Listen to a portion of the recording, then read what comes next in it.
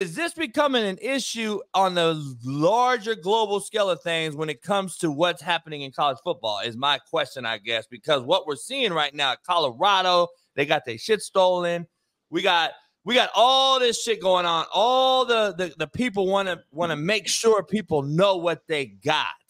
Is this a problem at 11 to already start to take it? As a daddy, I'm like, shit, bring that money. No question. As a sports fan and fanatic and coach, are you seeing an issue? Because you and I both came from a different era where we had to, like, you know, earn it, grind, struggle, and then hopefully get a scholarship that we liked. Nowadays, it seems like cats is coming at them at 11.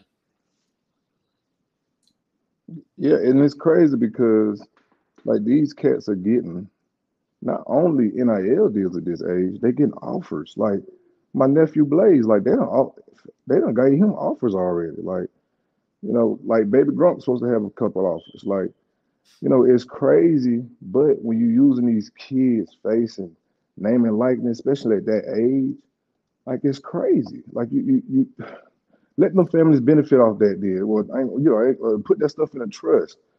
But I get the other side of it too, like the love and the passion for the game is just not the same, man. Like it's free agency everywhere now, man, and it's crazy.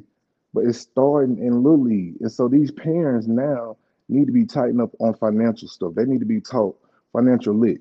They need to be gave some real good people that's been in that situation where, well, shoot, we only played a couple of years, or we got hurt in the NFL, and you know we can guide them. Like they need some guys like Bo Jackson, me, you know, people that been playing for a long time. We can get Mark in there. We can get Julio, you know, to tell them how do you stay successful, how do you stay healthy, what to put in your body. Because if that stuff, if you get hurt, or these kids get too much attention to where they don't want to do this stuff when they get older, you're killing the game for them because it's a job. I talked to Blaze and his daddy too. They reached out with that Gronk thing. I'm gonna get them on the show too. I talked to Blaze and his kid, and I looked at his film for him, for his pops and stuff. They seem cool. I know you guys are related. I got to get him on the show. I know Eddie George does financial lit for major corporations, and I know being from that alumni, not only Heisman, but the running back world that you guys are so tightly knitted. Like, is he a guy that you would reach out to, Eddie, to say, hey, could we get our kids, maybe start that up with the younger ones? Like, hey, this is an NIL financial lit shop for kids from, and their mamas and daddies, really, from 11 on, I guess, because, shit, your kid getting offered, shit, there's probably younger ones. Yeah, Eddie would be definitely somebody I'd try to reach out to with that, man, because he's a smart guy, did real good stuff with his money, and you know, when you talk about Eddie, I mean, come on now, we're talking about Eddie. Everybody know what he was to the league. Everybody knows his legacy. You know, especially be a taller back too, man. Like, and playing the lead as long as he did, like that was something different. You know, like him and Fred Taylor, those type of guys. We talking about running backs. Those are guys I looked up to, and you know, I have went to Eddie. He got some advice about financial lit. Some stuff that I need to, you know, help on, and you know, I didn't understand. But like, what people don't realize, like, it's a group. It's only a smart group of us, a tough group of us that will really help out. And we try to, you know, keep this a brothership and, you know, family with everything. But man, like, people need that guidance, especially these younger cats. Man, we gotta be able to put back in our community and get them. That's how we got to give back. You know, with our experiences, we got to. If we don't, we're gonna be in trouble, because you gotta think about it, these kids are the future. Cause shoot, once you get 30 and above, you ain't the future no more. You know what I'm saying? So you think about it, you know, they'll tell you while you in high school and college and little league or middle school, they'll tell you, hey, you are the future of the day. Turn 30, we looking for the next future of the day. You get what I'm saying? Hey, so this is a perfect segue, Smitty. I gotta ask you guys something. Because we're having this happen way too often. And I'm asking a guy like T. Rich, who has connections to other folks in the profession that have big platforms, big names.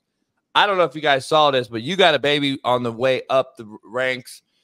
It's not always in your sight. I'm sure he plays games and you're not there around, or practice or something, even though you may be there for him. But for most parents, probably not. The big fear for me to see buddies of mine's kids and so forth we had a tragedy occur, and I haven't seen shit about it really. And I'm trying to figure out what can be done from cats like, you know, big name NFL, NBA guys that are relevant right now who have a platform. I don't know if you saw this, but a young Vegas kid was shot and murdered in Halloween night 2 nights ago, trick-or-treating. Cats pulled out the whip, took off mask for Halloween, and gunned this kid down. Regardless of what it was for, I have no idea. I don't know if the kid was banging. I don't know shit about the situation. All I know is there's a kid that was lost. A kid had an opportunity. He was I believe he was a scholarship player, meaning he had offers to continue to play at the college level. He's gone. We've lost him. How are we getting proactive in this whole thing? I guess is my question to you instead of reactive, because I'm tired of seeing is the LeBron tweets, and I'm not using LeBron just to pick on LeBron, but he's the biggest name that does it. A lot of these cats come out after the fact and are reactive, man, T's and P's to the Kings, but I never see the proactive tweet like, man, can we stop this shit? What we're doing in these inner cities of Chicago, Detroit, Louisiana, New Orleans. All these different spots. Is there anything to be done? And I just wanted to bring it up because we're the realest show on planet Earth. What do you guys both think? Black males in an influential position, who can we get to start making a noise about this shit? Because it's starting to become like worse and worse and worse. I mean, it's getting bad. I mean, it's unfortunate because I don't know if there is an actual solution to just stop it. I don't know if it'll ever just stop, because being real, man, a lot of this violence happens in these low income communities where, these brothers, being real, my people, grow up in these scenarios and they, feel like they have no way out, which I don't believe, but this is the mindset that gets created, at a young age because of, daddy wasn't at home, or maybe he was at home, but he wasn't present, you know what I'm saying? And mom got to work 2 jobs just to maintain. So that leaves the kids to kind of raise themselves, and they're out in the streets and, trying to, find value in the hood versus finding value within themselves on a bigger and larger scale, because to them, the hood is everything. To them, their small community is everything, because that's all they've ever known. That's all their family has ever known. And it always takes like that one person to kind of just be different to get that family trajecting in a different route. But a lot of times, until you decide that you're going to be that guy, you end up falling down the same path and lane that all your peers and family members have already done before you. And I just think it just sucks, man, because now you're seeing so many young kids are getting shot, getting killed, getting hurt, you know what I'm saying? Just, on the daily. Back home in Indianapolis, man, like it's gotten really bad over the last few years. Like, I always represent the Far East Side, because that's where I'm born and raised, and that's what raised me. But it's tough sometimes, if I'm being honest, because, man, like I'm always hearing these stories, talk to my family, talk to my mom. It's like every other week, it's like a teenager then shot somebody then got killed, somebody like has gotten hurt.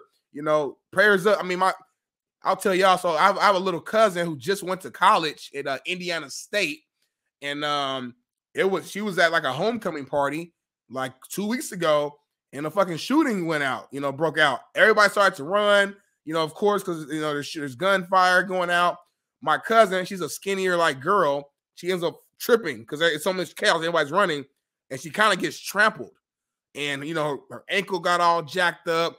Her so-called friends, from what I heard, left. So she, God, thank you. She's okay. Went to the hospital, got cleaned up. She's okay. She's still here to tell her story. But that's just one of plenty of examples of people just violence amongst young people. And I don't know if it's just like the OGs that didn't do a good job of passing along the message. But I feel like even back in the days when because it's always been violence, but I feel like back in the days, it just was some more rules. It was more like, I don't know, more guidance behind it. I'm not saying it was a good thing, but at least it was like some structure. Now, man, these young dudes is out here just shooting everywhere. They don't care who get hit. It can be a baby, a kid, a grandma, a mama, and I don't know what the solution is, JB. So before T-Rich says something, it's so deep. I don't think people realize how deep it is and the influence that we used to have mentors, coaches, big brothers or whatever you want to call them. We don't have that anymore. And back in the day, even though I grew up in Compton, which in the 80s was the worst city in America, there were still rules. Like, we used to call cats out and take cat fair ones all the time. There was no sneaking up unless it was straight up true gangbang scenarios. Cats used to call out, have fair ones. Nowadays, when you lose, I guess, a mentor, a father figure, or someone telling you that this thing isn't all just given to you for free without you earning it, when you lose that part of America culture, I believe it goes to the cowardly acts, which you see on social media every day. We've become accustomed to calling a man a bitch on Twitter because he knows he can't get slapped in the fucking mouth. Right. And you don't think that translates to these streets when they driving by and just pull a trigger at anybody? It's the same shit. And this is a fact. They're trying to keep dudes like myself out of these babies' lives. Let that sink in. Cats like me, who have never had a cat get smoked under my watch, go to jail, or get kicked out of a 4-year after leaving me, they're keeping us out. You got stat dat guys roaming the sidelines now. You got these dudes, Josh McDaniels, who the players don't even want to listen to at all. Now you hire Antonio Pierce in the fucking locker rooms like this now. Like, fucking, let's go. Like, the shit is crazy, but nobody realizes this shit. Like, there's a true correlation, dog. It's real shit. I don't understand why folks just can't grasp that concept. So, I don't know. Rich, I'm sorry. I know I was long-winded, my brother. What's your take on this? You know, being a black man yourself, being a father of, of a young black boy growing to be a man. What's your take on all that? You know what, man? Y'all hit it right on the head, bro. I can only piggyback off what y'all was saying, man, because y'all, it's crazy, man. A couple years ago, 2021, my nephew, I don't know if y'all heard about the story of the kid from Kennesaw State. That's my brother's son. He went home for 4th of July weekend to go see his mom. He wasn't even at home for 4 hours, and he went and seen some friends. But him pulling off and getting to a stoplight, they thought his car, somebody else thought his car was somebody else's car. And they unloaded 55 times on that kid. And that baby got hit 14 to 16 times, something like that. And he was actually calling my brother as this was going on. And it's crazy, bro, because this kid was a smart guy. He was about to transfer to UAB to be a doctor because he didn't need football. He man got green eyes. The kid got he was active in everything. The coaches loved him. Kid could have been a model, but he was the perfect example. He was TJ for me. That's my TJ, and I helped raise that kid. And so when you think about this, man, Lil Boosie said it the best. Our athletes used to be the, mega stars. They used to be the ones that we look up to. We protected in the hood, and we showed folks like, hey, at these little league games, let's keep this fair game. None of this stuff goes on here because you hit one of these kids, it's gonna be different because it's gonna keep going. It's gonna be a trifecta moment. You know what I'm saying? It's gonna keep going and keep going. It's supposed to be a peace offering at these little league games. Just last year, man, we coming off homecoming court. TJ them coming through. As soon as they get done with the game and get through the homecoming court, well, there's somebody outside the game letting loose. And my kids are privileged as hell. My kids don't know what to do. No, they don't know to stop and get on the ground. Everybody just taking off running. You got people in the hood. We had we having a cookout. It's homecoming. We tailgating out there for Little League, which is already different, right? Next thing you know, you just hear shots unloading. I'm thinking like, is it the fireworks? They be like fireworks at Little League games sometime, and I'm like, and they just kept hearing do do do do do do do do do. man, they hit the lady in the butt, and there was a 6U game that we was at, or the next game was a 6U game, or because they had a tournament too, and she got hit in the butt. So imagine a 6-year-old, how tall that 6-year-old is, that she was strapping up his pads or giving him water. It could have been his head, and it's just crazy, man. We got to protect these babies. We got to protect, and we got to start in our household. Like, what are we putting into these kids? Like, and it's crazy. The Pop Warner youth level is the worst fucking level. These cats is out here killing cats, fighting, killing refs. Like, the babies see this shit. You don't think they grow up to hear the shit? Like, that's why I started. My bad. That's why I started at Little League, because that's why I'm seeing it the most, right? Right. And you got these kids getting killed in high school, like you were saying. That's tragic, man. Rest in peace to that young kid, bro. Like, man, that's just like, people don't realize, like, that's the opportunity. Yeah. And so, like I tell these folks too, like, that stuff that just happened with Deion them, with Colorado, like, they getting robbed while they're in the game. UCLA got robbed too, apparently. But these kids got to realize, like, everybody's still watching y'all. I'm not blaming it on them, like, but this is what they've been taught at home. You get what I'm saying? Like, to be flashy, to be the dope boys, and to throw up money and put your dog on how much you making the NILs on the internet. Man, you don't need to be the loudest dude in the room. Frank Lucas said that's the best. My boy's point. Like, why are we doing? If you don't show that shit, you're probably less likely to have cats come try to pat your pockets down. You got Debo'd. They got Debo because Debo knew you wore the shit. Like, that's just real talk. And that's why I'm like, man, to me, that's where I'm disappointed in Deion, because Deion, he's the flash. He started this movement 30 years ago. You know what I'm saying? Like, he knows the deal. Maybe he's like, screw it. This is me. My kids are going to be me too, which is cool. I respect that. But then at the same time, like, dog, there's cats out here. You got to know where you're going.